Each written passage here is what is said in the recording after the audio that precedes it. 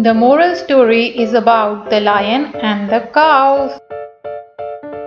Once upon a time, there lived 4 cows in the forest. Every day they used to graze together in the particular spot.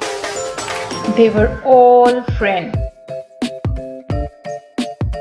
One day a lion saw the cows graze together. The lion wanted to eat them, so he went to catch them. When the cows saw the lion, all of them fought with him. The lion had to run away. A few days passed and the cows quarreled between themselves and started grazing separately. One by one, lion killed and ate all of them.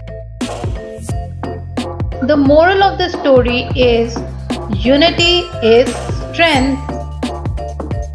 Until next story, take care and bye bye.